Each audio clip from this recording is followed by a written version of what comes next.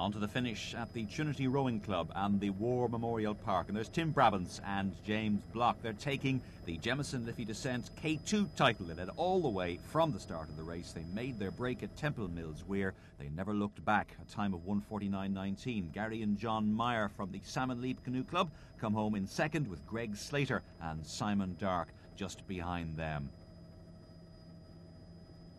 So the K2, as always, is the first issue to be settled. Back at Palmerston, Mick O'Mara, the 180 Kayak Club, is closing the gap on whitewater leader Sean McGuigan. The South African is slowing, and Michael making a nice shoot there. That's Michelle Barry leading the women's K1 class. She's dominated this class on her way to her 8th Liffey descent. Michelle's nearest challenger, Rory Bohm from South Africa, and she's gone, and that's going to put paid to her title hopes coming to grief at Palmerston Weir. This is Eamon Mullen in the whitewater class, and he's becoming more familiar with whitewater. Fraser Gomel struggles his way down the left-hand stopper at Palmerston and manages to make his way through. Pringle and Watkin finishing in the K2 class, but just behind them, as he has been for most of the race, is Fergus Cooper winning in the K1 class, getting over the disappointments of finishing second in so many races this year, a time of 1:58.4. But there's plenty of action, good, bad and ugly, back up the course as one of our Italian visitors, Fabio Liberali, contemplates Palmerston Weir.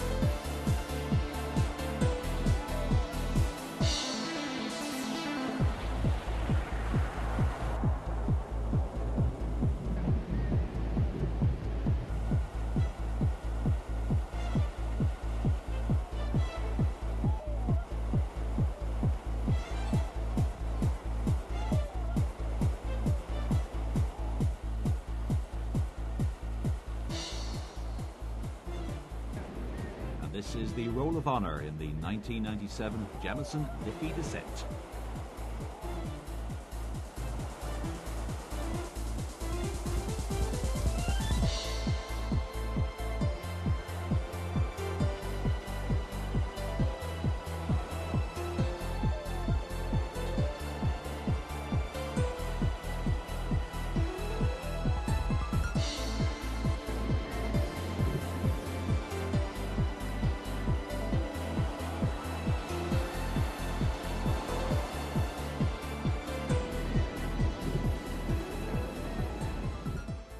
Race completed, various stories of disaster and triumph being swapped and exchanged in the tent afterwards, and the prize-giving ceremony commences with Brabants and Block, the K2 winners, first up to receive their awards. Oh, it's a tough race, very exciting, very tough and tiring. I've done it a couple of years previously, so I knew what to expect, but yeah, it doesn't get any easier. Because I've won K1 the last 2 years, decided it's time for a new challenge and take on the Tour. This year was very good. There was like 8 good crews in there that were capable of winning this year, I reckoned.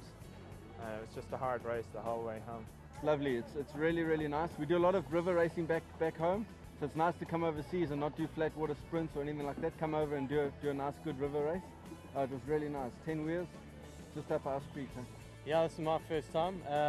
This river is very similar to the races we got back home. Moving water, big weirs, very exciting. Not just your standard run-of-the-mill race, a lot happening in the race. You've got to be awake, got to be aware of what's going on. Otherwise things like this happen. Yeah, a great race, and I'll be back trying to give it a go next year. I got a good clearance there in Strattonware coming up to us, and I got 20 yards, 17 miles to go. I didn't know whether to go for home or